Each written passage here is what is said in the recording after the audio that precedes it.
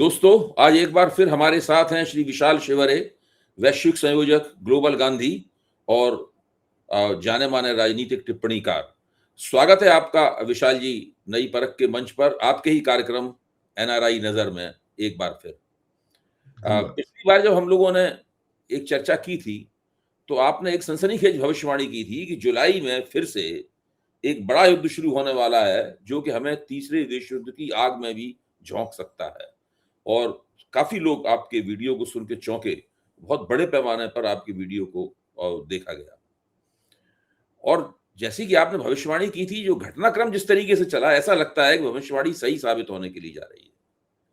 खबर यह है कि ईरान ने जो शांति वार्ता है, इसको मैं तथाकथित शांति वार्ता बोलता हूँ, पता नहीं इस वार्ता से शांति की कोई संभावना इसमें थी भी या नहीं थी, उससे अपने आप को बाहर खींच लिया है।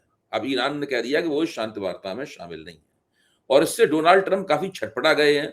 सब जगह खबर है, चर्चा है। डोनाल्ड ट्रंप ने फ़ोन करके इज़राइल के प्रधानमंत्री नेतन्याहू को जम के गालियाँ दी और इस तरह के शब्दों का इस्तेमाल किया जो मैं नई परख के मंच पर नहीं करना चाहता हूँ। डोनाल्ड ट्रंप पहले भी इस तरह के शब्दों का इस्तेमाल करने के लिए बदनाम हो चुके हैं। जिसे आप कह सकते हैं एफ वर्ड कह सकते हैं। एफ वर्ड का उन्होंने कई बार इस्तेमाल किया और यहाँ तक कहा कि इन्हीं वजहों से तुमसे सब लोग नफरत करते हैं, इज़राइल सब लोग नफरत करते हैं वगैरह इस प्रकार की बहुत सी बातें कही। तो तो क्या आपकी भविष्यवाणी बिल्कुल सही साबित होने जा रही है? कोई तरीका नहीं है दुनिया को तीसरे विश्व युद्ध से और एक बड़ी भयानक जंग की आग से बचाने का? धन्यवाद अभय जी। अभय जी, भविष्यवाणी जुलाई की नहीं, अगस्त की थी। हाँ, अगस्त।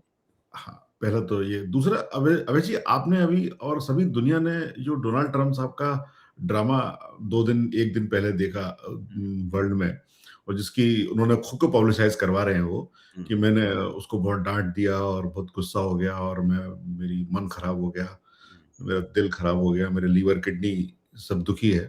सच्चाई ये नहीं है अभय जी। सच्चाई ये है कि डोनाल्ड ट्रंप साहब को और नेतन्याहू जी जो मिलके गुड कॉप बैड कॉप खेलने की तैयारी कर रहे हैं या खेल रहे हैं, उनको इस वक्त जो खेलने की जरूरत है वो human cop and honest cop की जरूरत है जी। या ह्यूमन वो परसेप्शन देखने की जरूरत है और एक ऑनेस्ट ईमानदार नेता स्टेट्समैन की जरूरत है, जो शायद डोनाल्ड ट्रंप साहब को आता भी नहीं है। उन्होंने जीवन भर अपनी आर्ट ऑफ डील, जो उनकी खुद की किताब है, उसके हिसाब से एक ही चीज सीखी है, आर्ट ऑफ स्टील। कैसे चीजें चुराए दूसरों से। आज उनके पास जो बिसात है वो दुनिया की है और जो तिजोरी है वो अमेरिका की है और आर्मी है जो अमेरिका की है, तो वो पूरी दुनिया को चुराने या दुनिया से चुराने के लिए निकले हुए हैं और उसी में वो आगे बढ़ रहे हैं दिन ब दिन, और वो चुरा ही रहे हैं और वो सब तरफ से चुरा रहे हैं। वो अमेरिका की जनता से चुरा रहे हैं, दुनिया से चुरा रहे हैं, भारत से चुरा रहे हैं, सब जगह से वो art of deal plus art of steel में माहिर लगे हुए हैं। जहां तक रही बात ईरान की के निकलने की बात है पीस प्रोसेस से, बिल्कुल ईरान बहुत ही डिप्लोमेटिकली और बहुत ही स्टेट्समैनशिप से अपना ये निगोशिएशन गाइड कर रहा है। उन्होंने जब देखा कि जो उनसे प्रॉमिस किया गया था निगोशिएटर्स के द्वारा, जो मैंने पिछले कार्यक्रम में आपको बताया था कि जो निगोशिएटर ने उनसे बोला था कि जैसा हम आपसे निगोशिएट करके जा रहे हैं, हम आपको वो डील करा के देंगे। सच्चाई ये है, जब वो डील डोनाल्ड ट्रंप साहब के पास पहुंची और उन्होंने 2 घंटे का सिचुएशन रूम में जाके ट्वीट करा और सब कुछ के बाद उन्होंने पीस डील को खारिज कर दिया, डोनाल्ड ट्रंप साहब ने उस पीस डील को पूरी तरह चेंज कर दिया। उसके अंदर सारे प्रोविजन जो निगोशिएट करके डिप्लोमेटिक टीम्स ने, सिक्योरिटी काउंसिल ने, उनके सुप्रीम लीडर ने बना के भेजे थे, डोनाल्ड ट्रंप साहब ने पूरी तरह से उसको चेंज कर दिया। उस बात से गुस्सा होकर ईरानियंस ने इस पीस टॉक से विड्रॉ किया। असली मुद्दा यह, दूसरा मुद्दा जो साथ में पैरेलली इस बात की अपॉर्चुनिटी को देखते हुए इजराइल ने लेबनान पे अटैक कर दिया और उनकी जो बेरूत पे अटैक कर दिया बहुत सीरियस तरह का, उस बात को ईरान ने कवर बनाया और इस पीस डील से विड्रॉ कर लिया है। इस बात को देखते हुए अमेरिका के राष्ट्रपति बहुत बुरी तरह से घबरा गए, क्योंकि वो नहीं चाहते कि 250वीं वर्षगांठ पर अमेरिका में किसी तरह के दंगे हों या वो किसी तरह की अनहोनी की घटना की सामना करें जिससे कि सारा के सारा ब्लेम उन पर आए। तो उन्होंने ये नेतन्याहू जी से बात करके ड्रामा किया और उन्होंने फिर से सबको आश्वासन दे रहे हैं, वो स्टॉक मार्केट को भी, ऑयल ट्रेड को भी, क्योंकि उनको सबसे बड़ी दिक्कत ये दिख रही है कि अगर पीस डील कोलैप्स करती है तो ऑयल प्राइसेस $150 बढ़ जाएंगे। शेवरॉन के सीईओ जो हैं उन्होंने अपने पिछले स्टेटमेंट जो पिछले 3 दिन पहले आया है कि विद इन कुछ ही वीक्स में क्रूड प्राइस 150 से 170 बैरल पर डॉलर पहुंच जाएगा and we are reaching to the fag end of the reserves. So it's a very serious observation. उस बात को लेके भी डोनाल्ड ट्रंप साहब और उनका एडमिनिस्ट्रेशन चिंतित है और उन्होंने ये सब केवल ऑयल प्राइसेस को ऊपर न जाने के लिए किया है। लेकिन ईरान बहुत ही सैद्धांतिक रूप से इस पूरे पीस डील में चल रहा है और वो तभी इस डील को करेंगे जो डील निगोशिएटर्स करके फाइनल करेंगे और उस पर ईरान की सुप्रीम लीडर की सर्वसम्मति होगी। विशाल जी, एक और खबर है जी, वो खबर ये है कि अमेरिका ने ईरान को ये आश्वासन दिया है कि अगर वो उनके साथ में कुछ उनकी शर्तें मानते हुए डील कर ले तो वो ईरान को $30 अरब देंगे,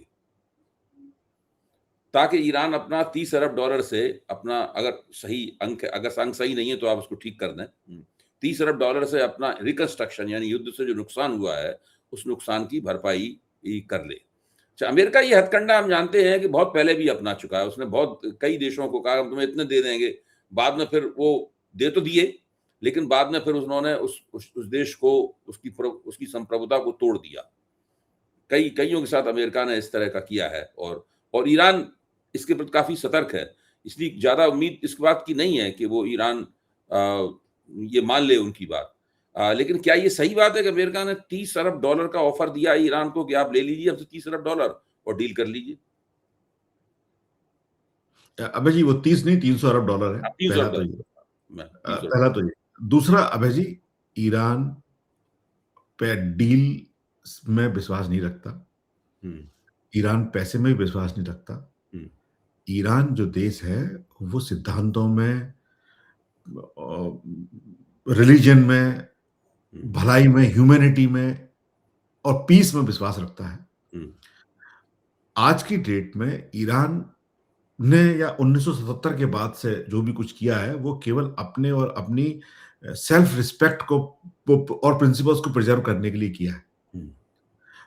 आज सबसे बड़ी दिक्कत जो डोनाल्ड ट्रंप साहब ने जो ऑफर दिया है उसके पीछे उनको सबसे दो बड़ी याद आ रही होगी लोगों की। ऐसा कहा जाता है कि लोगों की याद उनके मरने के बाद बहुत आती है। एक तो खमैनी साहब की बहुत याद आ रही होगी उनको और दूसरा लारीजानी साहब की बहुत याद आ रही होगी उनको, जिन दोनों को उन्होंने मिलके इजराइल और यूएस ने मिलकर मार डाला। आज ईरान की तरफ से भी एक वैक्यूम है, political vacuum, administrative vacuum, IRGC का वैक्यूम। उनके 40 लीड जनरल्स, टॉप जनरल्स मारे जा चुके हैं पहले ही स्ट्राइक में, उसके बाद भी काफी लोगों को उन्होंने हटा दिया। डोनाल्ड ट्रंप साहब को ईरान पे, मैंने आपसे शुरू में ही कहा, गुड कॉप बैड कॉप की बजाय, आर्ट ऑफ डील को अपनाने की बजाय एक ह्यूमन, मानवतावादी और एक सिद्धांतवादी बातें और ऑनेस्ट, ईमानदारी से बातें करनी चाहिए ईरान से, खुले दिल से। ईरान उनकी सारी बातें मानने को तैयार हो जाएगा अगर वो ईमानदारी, सिद्धांत और बहुत ही ह्यूमन तरीके से बातें करेंगे। आज लाखों लोग मर रहे हैं, काफी लोग सड़कों पे हैं, काफी लोग अस्पतालों में इलाज नहीं हो पा रहा है। It's a human crisis. जब ये लड़ाई खत्म होगी, जब भी खत्म होगी, उस वक्त ईरान में कितनी बड़ी मेडिकल इमरजेंसी खड़ी होगी, कितने लोगों के ऑपरेशन होने हैं, कितने लोगों की दवाइयां हैं, ये सब कहां से आएगा, किस तरह से इसका इंतजाम होगा? पैसे से थोड़ी किसी का दर्द कम किया जा सकता है। 186 बच्चे स्कूल में मार दिए, उनमें वो क्या उनकी कीमत 30 और $300 बिलियन लगाई जा सकती है? नहीं, जी ये गलत असेसमेंट है अमेरिका का, और यही असेसमेंट अमेरिका को और डोनाल्ड ट्रंप साहब को एक छोटा आदमी बनाता है जो वो है एक्चुअली में। नहीं, बिल्कुल आपने ठीक कहा और मैं आपसे सहमत हूं कि ईरान का रवैया इसमें जो अंतर्राष्ट्रीय राजनय, जो इंटरनेशनल डिप्लोमेसी है, इंटरनेशनल डिप्लोमेसी के जो तौर तरीके हैं उसके मुताबिक है और उससे भी ज़्यादा गहराई में जाकर वो लोग अपने उनके जो भी सभ्यता मूलक सिद्धांत हैं, जो भी उनकी सिविलाइजेशनल प्रिंसिपल्स हैं, मतलब जो हैं, उनके ऊपर खड़े हुए हैं और उसी उसी हिसाब से वो आगे बढ़ रहे हैं। अब ऐसी स्थिति में एक ये भी बहुत महत्वपूर्ण सवाल है कि जो आपके विश्लेषण से स्पष्ट भी है कि फिलहाल जो होर्मुज जल डमरू मध्य है वो खुलने नहीं जा रहा, बिल्कुल नहीं। खुलने नहीं जा रहा। अब मैं 2 सवाल पूछूंगा। पहला सवाल है इजराइल के प्रधानमंत्री नेतन्याहू के बारे में और दूसरा सवाल होगा भारत के बारे में। तो पहले हम नेतन्याहू के बारे में चर्चा कर लेते हैं। जिस तरीके से डोनाल्ड ट्रंप ने नेतन्याहू को फोन करके बड़ी अपमानजनक भाषा में उनके साथ बातचीत की और फिर उसका प्रचार भी कर रहे हैं साथ में, देखिए हमने इस तरीके से उसको झाड़ा ताकि उसको उसके उनके पॉलिटिकल ब्राउनी पॉइंट्स जो हैं वो मिल सकें और वो ईरान को एक संदेश दे सकें कि देखिए ऐसी बात नहीं है, हम आपसे डील करना चाहते हैं और नेतन्याहू अगर बदतमीजी करेगा तो हम उसको डांट डपट के उसको चुप करा देंगे या उसको उसकी औकात उसको दिखाएंगे। ऐसे में ये भी हो सकता है, ये बात सही है कि इजराइल अमेरिका के ऊपर बहुत निर्भर है, जो कुछ भी इजराइल करना चाहता है अपने इरादों में, लेकिन कभी कभी इजराइल अमेरिका से परे जाने की कोशिश भी करता है। वो ये कोशिश भी करता है कि भले ही अमेरिका हमें किसी काम में समर्थन ना दे, लेकिन तब भी हम अपने इरादों की पूर्ति के लिए कोई बड़ा कदम उठा सकते हैं। जैसे अभी उसने बीच में जरा सा मौका मिला उसने फिर से हिजबुल्लाह पे वहां पे उसने आक्रमण कर दिया, जिसकी वजह जिसका फायदा ईरान को मिला और ईरान ने उसको बहाना बनाते हुए डील से अपने आप को बाहर कर लिया। तो अब नेतन्याहू की क्या राजनीति होगी? बताता हूँ। अबे जी, हॉर्मुज स्ट्रेट खुला हुआ है, उसमें नेविगेट करने के ईरान ने नए नियम बनाए हैं, उनकी पार्लियामेंट ने वो नियम पास किए हैं। एक वेबसाइट है, पास करने वाले जहाजों को उस वेबसाइट पे निकलने के लिए परमिशन मांगना पड़ती है। जो उन्होंने टैक्स या टोल टैक्स जिसका भी नाम दिया उन्होंने, वो पे करना पड़ता है और उसके बाद उनको ईमेल पे वो वेबसाइट से कंफर्मेशन आता है और वो जहाज पास होते हैं। आज ही ईरान ने बोला है कि हमने 24 जहाज वहां से निकाले हैं, तो वो चालू है और उस पर केवल आने जाने का टोल टैक्स लग रहा है। ये टोल टैक्स कितना है, कुछ है आइडिया? टोल टैक्स कितना टोल टैक्स लेते हैं? $1 पर बैरल। $1 पर बैरल, यानी जहाज पे जितना तेल लदा हुआ है उसको वो $1 लेते हैं उसमें। तो वो और ये किस मुद्रा में पेमेंट होता है? डॉलर्स में ही पेमेंट होता है या किसी और मुद्रा में पेमेंट होता है? ये 2 मुद्राओं में पेमेंट होता है, ये युआन में या क्रिप्टो करेंसी में पेमेंट होता है। अच्छा। जिस पेमेंट को लेके भी थोड़ा सा विवाद है कि करीब 8-9 बिलियन डॉलर इस बीच में ईरान ने इकट्ठे कर लिए थे और यूएस ने कल शाम को वो 8-9 बिलियन डॉलर क्रिप्टो करेंसी के सीज कर लिए। बट वो छोटी सी बात है, वो तो सीज करें, कभी ना कभी तो छोड़ने ही पड़ेंगे। बट ईरान ने आज ये बयान दिया है कि हमारी स्थिति हम जब युद्ध चालू हुआ था उससे ज्यादा सुदृढ़ है। उसके पीछे रीजन ही ये है कि उनका पहले हॉर्मुज पे कोई कंट्रोल नहीं था, आज हॉर्मुज पे उनका पूरा कंट्रोल है और वो कंट्रोल अमेरिका भी खत्म नहीं करा पा रहा है। पहला तो ये। दूसरा, अबे जी नेतन्याहू जी की बात जो करें, अगर अपन उनकी राजनीति की बात करें, उनके पास जो अमेरिका की एक बहुत बड़ी नब्ज दबी हुई है और एक कहावत है, partner in rhymes and partner in crimes. तो अमेरिका और इजराइल दोनों पार्टनर इन क्राइम्स भी हैं और पार्टनर इन राइम्स भी हैं। उन दोनों को अलग कर पाना असंभव है। जब वो दोनों अलग तभी होंगे जब विश्व शक्ति का पूरा संरचना होगी और वो होने वाली है अगले 1 साल के अंदर। 2028 से पहले, 29 से पहले, डोनाल्ड ट्रंप साहब के जाने से पहले विश्व पूरी तरह से नया दिखेगा। उस रीओरिएंटेशन और रीऑर्गेनाइजेशन ऑफ वर्ल्ड ऑर्डर में इन दोनों की दोस्ती खत्म हो तो हो, अदरवाइज तो इस वर्ल्ड ऑर्डर में नहीं होने वाली एग्जिस्टिंग फॉर्म में। पहला। दूसरा, आज दुनिया जो सबसे ज्यादा मिस कर रही है वो मिस कर रही है भारत को। अबे जी, अगर 36 घंटे पहले माननीय प्रधानमंत्री मोदी जी ने इजराइल की यात्रा नहीं की होती तो आज भारत ये निगोशिएशन करा रहा होता और मोदी जी के नेतृत्व में ये सक्सेसफुली निगोशिएशन पूरा हो चुका होता, क्योंकि मोदी जी के पास वो करिस्मेटिक लीडरशिप है जो दुनिया को आज जिसकी आवश्यकता है। भारत की शक्ति है, भारत उस खाड़ी क्षेत्र में बहुत बड़ी शक्ति है, बहुत बड़ा देश है, वो सबसे बड़ा कंज्यूमर है ऑयल का, सबसे बड़ा वो मिलिट्री पावर आज की डेट में उस एरिया में सबसे बड़ी इंडिया है और इंडिया बिल्कुल तटस्थ बैठा हुआ है, सब ना कोई पूछ रहा है, ना कोई बात कर रहा है, ना कुछ हैगा। जो सबसे कमजोर देश है, सबसे अनरिलायबल देश है पाकिस्तान, वो इस कड़ी में सबसे इंपॉर्टेंट बना हुआ है, और उसी कमजोरी की वजह से ये पीस निगोशिएशन हो नहीं पा रहे। तो आज अगर कोई सबसे ज्यादा किसी चीज को दुनिया की आवश्यकता थी, वो भारत की लीडरशिप की आवश्यकता थी। और मोदी जी बखूबी, बिकॉज उनके अमेरिका से भी अच्छे संबंध हैं, उनके माय फ्रेंड डोनाल्ड से भी अच्छे संबंध हैं, और उनके ईरान इंडिया को अच्छा दोस्त मानता ही है, चाइना से भी इंडिया के अच्छे संबंध है, यूएई, पूरे मिडिल ईस्ट, सबसे अच्छे संबंध है इंडिया के आज की डेट में। यस, ये पीस हो सकती थी अगर मोदी जी इजराइल की यात्रा 36 घंटे पहले, युद्ध शुरू होने से पहले नहीं करते। और शायद इसी बात को भांपते हुए नेतन्याहू साहब ने मोदी जी को बुलाया और उनकी इस ट्रिप का इस्तेमाल किया अपने खुद के इंटरेस्ट के लिए। अब मैं चाहता हूं कि आप इस रहस्य उद्घाटन पे भी कुछ थोड़ा सा करने में मदद करें। जो सब लोग सवाल पूछते हैं, जवाब मिलता नहीं है, बदले में केवल अटकलबाजी मिलती है, कयास मिलता है। आखिरकार क्यों नरेंद्र मोदी इजराइल गए? क्या वो पूरी तरीके से अंधेरे में थे, या उनको अंधेरे में रखा गया था, या जानबूझकर वो अंधेरे में होने की एक्टिंग कर रहे थे, या जैसा कि ये भी कहा जाता है कि भाई डोनाल्ड ट्रंप तो उनको अपना प्यादा मानते हैं, तो डोनाल्ड ट्रंप की तरफ से इशारा आया होगा कि जाओ इजराइल जाओ और वहां पे हाथ में हाथ डाल के संसद में जो है वो इजराइल का और नेतन्याहू का हमजोली बनने का प्रदर्शन करो।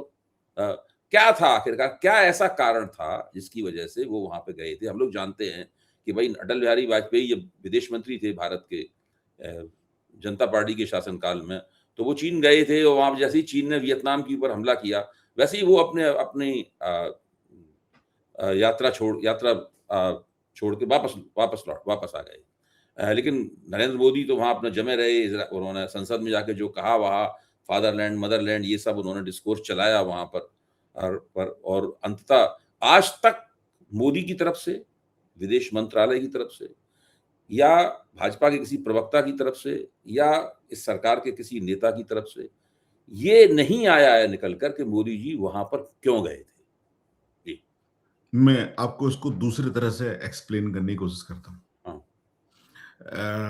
इजराइल ने भारत के प्रधानमंत्री की ऑफिशियल ट्रिप का गलत और अपने लिए पूरी तरह से इस्तेमाल करा, जो पूरी तरह से एक दोस्त होने के नाते गलत है, मोरल रूप से, प्रिंसिपल रूप से, और ऐसे कंट्री की तरह से। इजराइल एक बहुत छोटी सी कंट्री है, उसका साइज शायद मिजोरम या उसके आसपास है। हमारे बहुत बड़ा देश है, और उसमें बहुत सबसे छोटा देश जो है, सबसे छोटा राज्य जो है, one of the smallest state, उस राज्य के बराबर इजराइल की ओवरऑल स्टेटस है। भारत इजराइल से दोस्ती करके भारत इजराइल पे एहसान कर रहा है। भारत को इजराइल की कोई आवश्यकता नहीं है किसी तरह से। ड्रिप इरिगेशन वहां का सबसे बड़ा इनोवेशन है, और ड्रिप इरिगेशन भारत के लिए किसी तरह का कोई मतलब नहीं है उसका, पहला। दूसरा, इजराइल ने मोदी जी को बुलाया, उनको पता था हम क्या करने वाले हैं, उनकी पूरी रणनीति तैयार थी। उन्होंने मोदी जी को भारत के सिक्योरिटी अपरेटस को अंधेरे में रखा।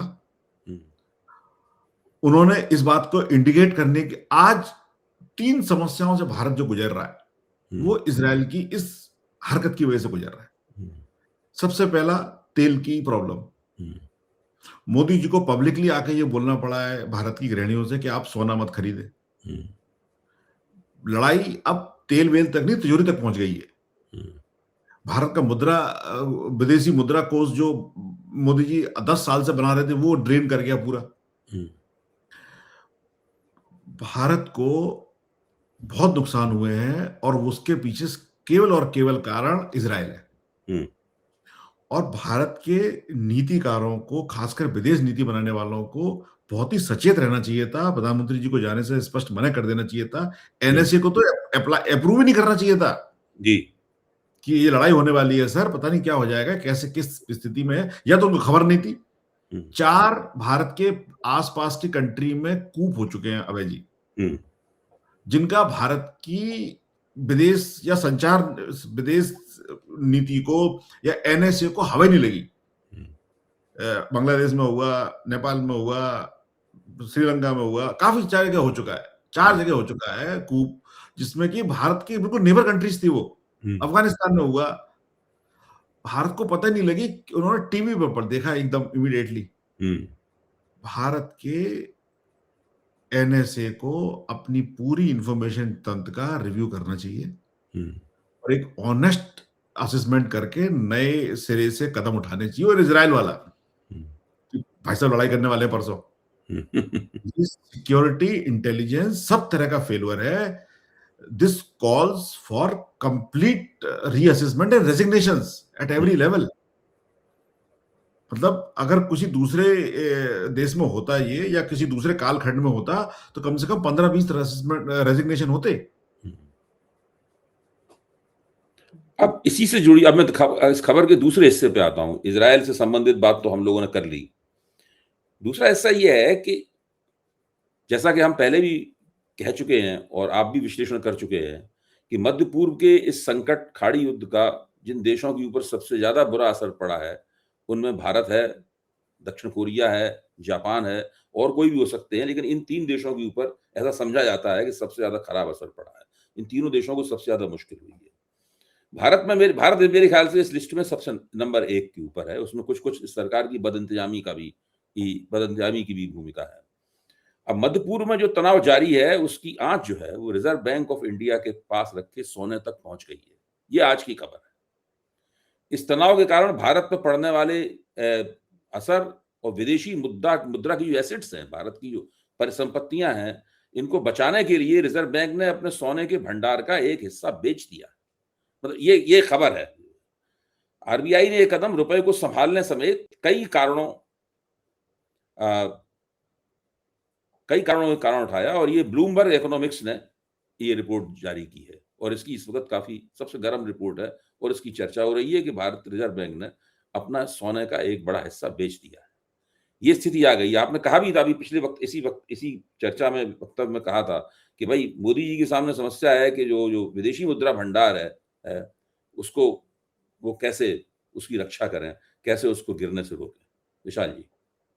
अबे जी, सोने का भंडार और जो मुद्रा का भंडार है वो तो अफेक्ट हुआ ही है। भारत इस पूरे युद्ध में 4-5 तरह से बहुत बुरी तरह फंसा हुआ है। एक तो ऑयल की प्रॉब्लम है, गैस की प्रॉब्लम है, आगने आने वाले फर्टिलाइजर की प्रॉब्लम है। इस बार देश में 70-80% फर्टिलाइजर कम आएगा, उसकी प्राइस आसमान छूने वाली है, किसान बहुत परेशान होने वाला है। बिकॉज जो नॉर्थ इंडिया का किसान है वो 2 चीजों पर सबसे ज्यादा डिपेंडेंट है अपनी फसल के लिए, एक फर्टिलाइजर और दूसरा मॉनसून। और इस युद्ध के कारण से दोनों ही चीजें अफेक्ट होने वाली है। जो मॉनसून का जो एल नीनो इफेक्ट और जो मॉनसून का ओवरऑल क्रिएशन है, वो इससे बहुत बुरी तरह अफेक्ट हुआ है। सो भारत के दिन तो अभी गर्दिश में ही है, कुछ दिनों तक, तो कुछ क्वार्टर्स तक कम से कम मान के चले अपन। यहां तक रही बात रिजर्व बैंक को सोना अपना बेचने की, अभी तो शुरुआत है, अभी पिक्चर बाकी है। अभी बहुतों के सोने बिकेंगे, और ये अकेले रिजर्व बैंक के सोने बिकने से काम नहीं होगा, इस देश के भी बहुत लोगों के सोने बिकेंगे। इसका क्या मतलब हुआ, इस देश के बहुत लोगों के सोने बिकेंगे? कई कंपनियां बैंकरप्ट होंगी, कई हाउस होल्ड बैंकरप्ट होंगे। पिछले 6 महीने, 3 महीने से, उससे पहले भी 3 महीने और 6 महीने से वो मिडिल ईस्ट में जो लोग फैमिलीज हैं, उनके अपने घर पैसे नहीं भेज पा रहे हैं लोग बाग। वो सारे लोग मिडिल ईस्ट के उन पैसों से ही अपने घर चलाते हैं। एयर फेयर बहुत महंगा हो रखा है, जो पहले 15,000 रुपए का फेयर था, आज 3-3 लाख रुपए के फेयर है। भाई आप कोई भी पैसा, जो मेरा एक असेसमेंट है अभय जी, आज की डेट में भारत जैसे बड़े देश में इन्वायरमेंटल कैलेमिटीज की वजह से आपके घर का या कंपनी का 10 से 15% बजट इन्वायरमेंटल कैलेमिटीज को काउंटर करने में निकल जाता है, और ये बहुत बड़ा अमाउंट है। पानी आ गया, बाढ़ आ गई, गर्मी पड़ रही है, सूखा पड़ रहा है, 15 से 20% एक घर का बजट या एक कंपनी का बजट इन्वायरमेंटल कैलेमिटीज को काउंटर करने में निकल जाता है। It's a big chunk of money. So आपने हवाई जहाज के टिकट इतने महंगे, जो टिकट 15,000 रुपए का आता था, आज वो 3 लाख रुपए का टिकट आ रहा है। आपका तो बजट ही गड़बड़ा गया। गर्मी के कारण से कई घरों में मेडिकल इमरजेंसी आई हुई है आज की डेट में, और मिडिल ईस्ट में जो लोग काम कर रहे थे उनके जॉब्स नहीं है, 50% से ज्यादा सैलरी कम कर दी है, और सरकार ने कोई कदम नहीं उठाया। मैंने आपसे अपने प्रोग्राम में कहा था, मोदी जी दुबई गए थे, यूएई में गए थे। यूएई में काफी भारतीयों को जॉब से निकाल दिया है। अब वहां पे एक प्रोविजन है कि आपको अगर जॉब से निकाला है तो 30 दिन का टाइम आपको देते हैं कंट्री से जाने के लिए। अरे जब आप गए थे, बात कर रहे थे वहां के किंग से, उनको बताते कि साहब बहुत दिक्कत चल रही है, लड़ाई हो रही है, आप वो 30 दिन की बढ़ा के आप 120 दिन कर दो साहब, 90 डेज कर दो, उसको टाइम तो मिल जाता अपनी नई जॉब ढूंढने का। वो नई जॉब ढूंढ लेता, बच्चे पढ़ाई कर रहे हैं स्कूल में, मिडिल ऑफ सेशन चल रहा है, वाइफ भी कहीं ना कहीं एंगेज होगी किसी न किसी जॉब में या फिर हाउस होल्ड में। आप एकदम कैसे सामान लेकर निकल सकते हैं? क्या अपने बच्चों को जवाब देंगे कि पापा क्या संकट आ गया और पापा को कंट्री छोड़ना पड़ रही है? It's a big crisis. और भारत सरकार को ये मानवीय तरह से और ह्यूमन तरीके से इसको देखना चाहिए और इसको सॉल्व करना चाहिए। सोना तो बिक जाएगा, वापस आ जाएगा, लेकिन किसी का घर टूट जाएगा, वो कैसे वापस आएगा? जिस आदमी की जॉब दुबई में थी या मिडिल ईस्ट में थी या कुवैत में है, वो आप आदमी वापस आके कैसे जॉब करेगा, क्या करेगा? नहीं है भाई जी, अभी तो बहुत देश से, बहुत लोगों के, बहुत कंपनियों के, बहुत घरों के सोने बिकेंगे।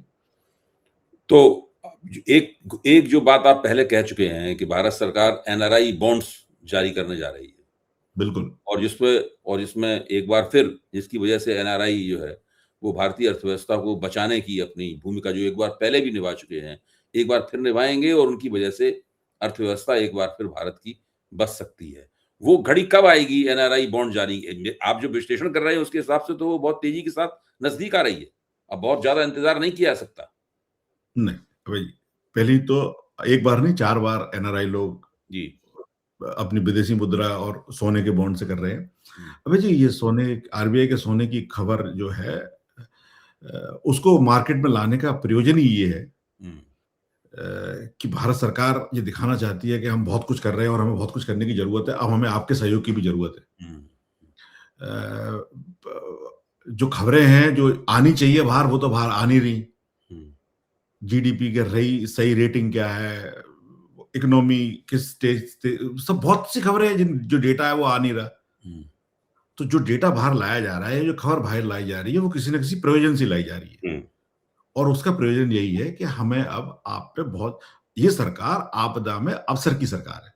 हम्म, मैं आपको दूसरा एग्जांपल देता हूं। बहुत से लोग हैं हमारे भाई बहन जो कि भारत को, नहीं ऐसा बोलना चाहिए, विदेशों को गाली बकते हैं।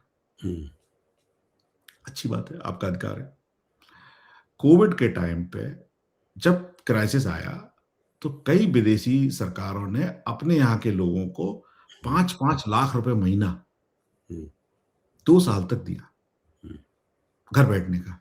कि आपको अगर क्राइसिस है, आपको लग रहा है इकोनॉमी प्रॉब्लम में है और कोविड आ गया, आप जा नहीं सकते जॉब करने के लिए, तो हम आपको 5 लाख, 4,500, जो भी था अमाउंट, हर व्यक्ति की इनकम के हिसाब से उसके घर पे अकाउंट में पहुंचाया। भारत सरकार ने क्या किया? आपदा में, ऑफिशियल स्टेटमेंट है, आपदा में अवसर, हम्म, और उस अवसर में उन्होंने एक कोई फंड चालू किया और उस फंड में सबसे पैसा ले लिया। जिस आदमी के घर पे, किसी कंपनी में किसी के पास पैसा रखा हुआ, वो सारा पैसा उन्होंने अपने पास ले लिया। तो ये सरकार आपदा में अवसर की सरकार है। और इसी तरह से हमने चुना है, देश ने चुना है, वाकई में चुना है। तो विशाल जी, आपकी जो समीक्षा है, आपका जो विश्लेषण है, उसकी सबसे एक दिलचस्प बात यह है कि इसको अंग्रेजी में टंग इन चीक बोलते हैं, कि वो आप बहुत ही नरम शब्दों का इस्तेमाल करते हुए सही जगह पर आपकी चोट होती है, जो कम से कम आज की चर्चा में आपने कई बार अपनी ये कुशलता दिखाई। तो बहुत-बहुत धन्यवाद एक गहन विश्लेषण और विचारोत्तेजक विश्लेषण करने के लिए। अब बहुत बहुत देखते धन्यवाद। हैं कि जो विश्व दुनिया की कहानी जो है, जो इस वक़्त अमेरिका और इज़राइल और ईरान के बीच में घटित हो रही है, ये कहा जाती है, उसी के साथ भी हमारी भी एक देश के तौर पर किस्मत नत्थी है। जी, आप कुछ कह रहे थे? अबे जी, मैं एक बात आपको और आपके दर्शकों को बताना चाहूंगा। हुँ, ये सरकारें आएंगी जाएंगी, हुँ, सबसे इंपॉर्टेंट चीज है देश हुँ, और उस देश के सिद्धांत। हुँ, डेमोक्रेसी, हुँ, लोकतंत्र हमारे देश का सिद्धांत है। हुँ, महाभारत में, रामायण में, सब तरफ डेमोक्रेसी की चर्चा मिलती है। हुँ, हमें किसी भी तरह से इसको बचाना चाहिए। आज जो पूरी देश में मुहिम चल रही है, वो जनता को प्रजा बनाने की मुहिम चल रही है। जी। वो प्रजा बना के हर चीज में, हर रिस्पॉन्सिबिलिटी से निकलना चाहते हैं। हम्म, इस देश के वासियों को वापस से सिटीजन बनना पड़ेगा, जनता बनना पड़ेगा। अपना सिटीजन बनने के बाद अपने राइट्स पूछने पड़ेंगे, सवाल उठाने पड़ेंगे।